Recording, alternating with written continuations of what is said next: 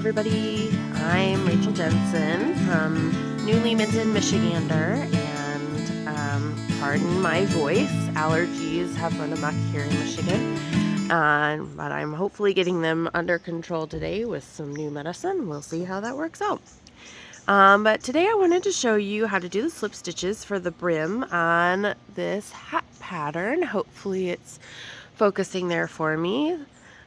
This is a pattern I'm doing in collaboration with my cousin from Sturdy Lady Crochet. She does an amazing job and has a great platform set up, so we wanted to work together on something, and she brought up this witch hat that I hope you will really enjoy. So far I have already completed the tip, and I have worked all the way down to where I'm about to do the row of slip stitches. And you want these to be very loose so that you can come back and really easily crochet into them later, because that's how you're going to get the brim to stick out really well for you. Alright, so I'm just showing you. So I've completed the 60 stitches to get from our start of our row, and I've completed the 60 stitches to get around toward the back, so that we can work from there and have the new rows start in the back so you don't end up with any connections in the front that don't look pretty. Okay, so we start out with pretty loose. I have some really tight tension, so I have to work really hard on this one to not get too tight. So you're just gonna slip stitch through all the way around, but I'm just keeping it very, very loose. I don't know if you can see there. So I'm just going to do a couple and then kind of show you how easily I can put my hook through. So we're going to come back through and we're going to be working in these slip stitches right here. So you can see right there, there's the bottom of the single crochets. This is the slip stitch row. We're going to be working right into that when we start on the brim row. But right now we're doing the slip stitches. I believe they start right there. You're doing them all the way around, and then you start working the brim into those slip stitches like that. Pardon our acorns. Apparently they are going to go flying. Anyway, so you just continue all the way around like this, and I won't make you watch the whole thing, but keep it nice and loose. I will continue my slip stitch row, and then I'll come back and show you how to start crocheting into those for the start of the brim. And remember, this is going to move the start of our row to the back so that it doesn't connect in the front and make it look weird. Hey guys, I'm back. Okay, so I have almost completed our slip stitch row here. As you can see, I've got 1, 2, 3 single crochets left to slip stitch into, and then you can see where it gets a lot shorter, a lot closer. You can tell that's my first slip stitch. So that's going to be the new first stitch of the brim round. So we're going to just finish up these slip stitches really quick. Make sure you guys can see what I'm seeing. Hopefully it's in focus. Okay, now you can see that loop belongs to my slip stitch. So I'm going to chain 1, and I'm going to remove this stitch marker. Here, I'm going to do the one from my 14 crochet mark, now my 16 crochet mark. And I'm going to place it in here to mark the beginning of the brim rounds. So you can see right here where the 2 loops are from the slip stitch. We're going to work right into those. And this is where I go back to normal tension. 3, 4, 5, 6, 7, 8, 9, 10, and 11. Alright, and this is where we put our increase.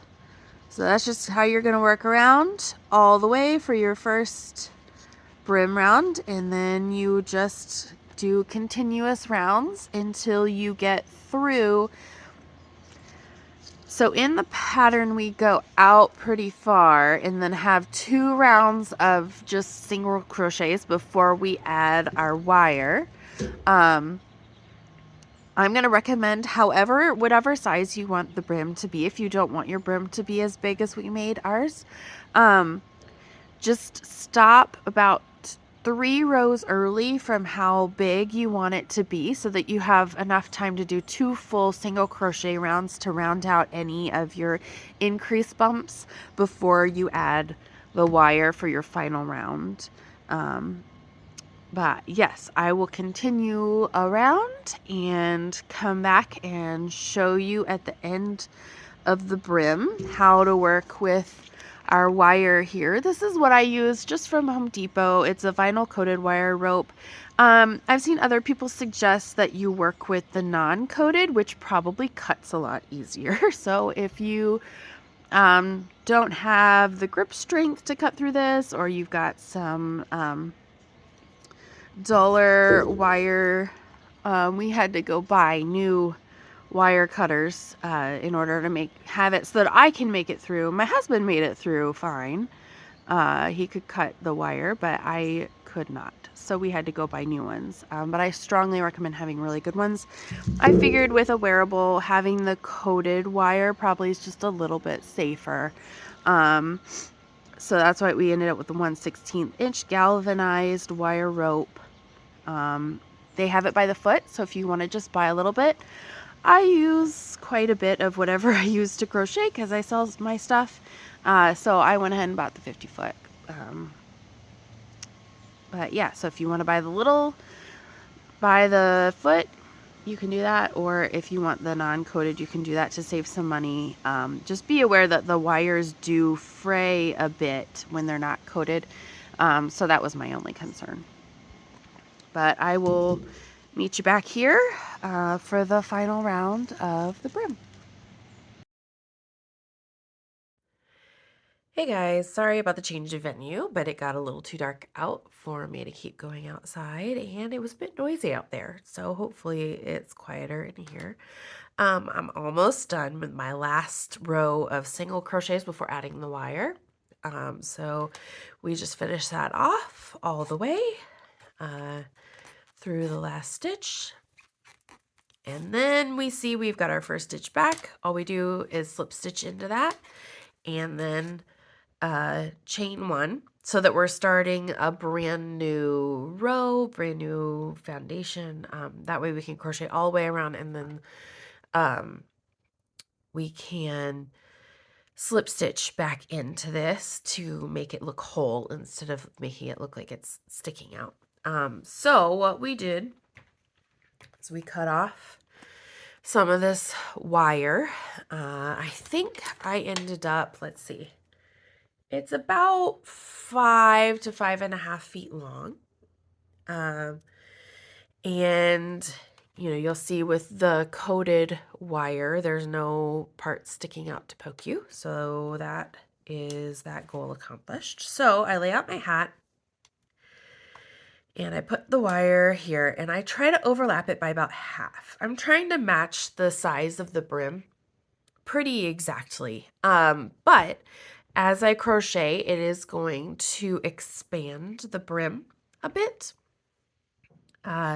So we will end up being able to pull this, like, we will be able to expand this loop in once we're done by just pulling it out a little bit more.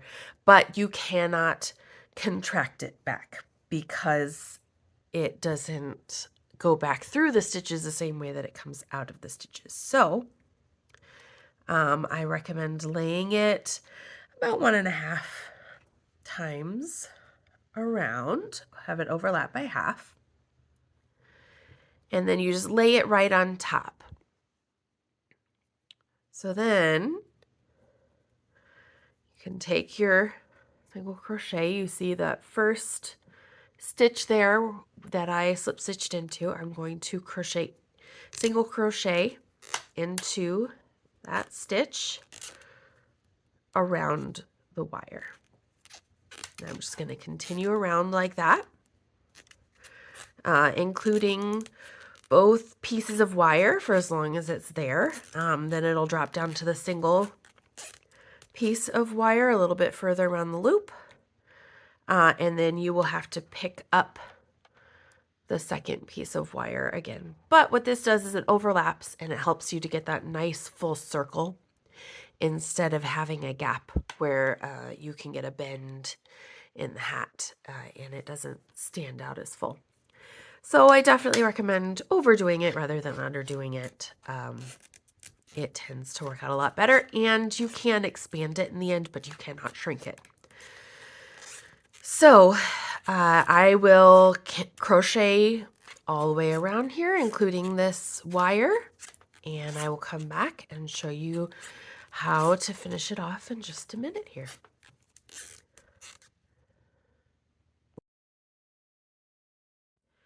Hello, hello. So we are about 2/3 of the way through and we're getting close to where my new wire is going to come in. So I'm laying out this brim flat. It's hard for you guys to see because I can't zoom out far enough, but it's all laid out flat so that I can see how my wire is lining up with my hat so far. And so far it looks like it's going to be just a smidge small. So what I like to do is just push this wire in here just a little bit further, and then you flatten it out around here. And once again, we're pushing in the one that ends over here. We cannot push in the other one because it will just come out there instead of going into other stitches. But we can still kind of pull this one along a little bit. Let's hold this one still. There we go. So that just expanded it a little bit, which should, once this all gets crocheted on, it should come around to give it a nice taut brim so that it stands out from the hat. Yes. So now that I have it laid out, I can see that it lines up pretty well. And then I can go ahead and continue crocheting on the single here. And then as soon as I get to where this wire joins up, I will start single crocheting around both of them again. Here, I can actually start working on that now. I have in the past also, if it's just a little small, it's not a big deal. You can easily expand it once you have finished off the brim. But, you know, it's just a little easier to not have to mess with it. I will, after I have finished putting the wire completely in, I will go ahead and snip the ends that are sticking out, because they will be sticking out after you've messed with it a little bit. So I go ahead and cut those ends so that it's nice and clean. But let's see. I think we're almost there where this joins in, maybe like 3 or 4 more stitches. But this way you want it nice and tight so that it really stands out and doesn't sag at all. So that's going to be the key to getting it to really stand out and not droop. Okay, there we go. We have reached the point where we're going to add this in. So all we're going to do is start single crocheting around both of them again. And once you've got a couple single crochets around, you can kind of adjust it and pull and make sure they're even so that it's a little easier to crochet around. If you want to make sure it's a really straight brim and you don't get the wavy effect, then you need to make sure that it is pretty flat in that it is exactly the same size as your brim, and then you can kind of adjust it a little bit once you're done. But if you want it to have a little bit of that wave to it, so that, I don't know, it kind of gives me an elegant like 50s vibe, and you just want it to be a little bit bigger, than the brim of your hat, so that it gives you a little bit of wave. And I will show you what I'm talking about after I have finished this round.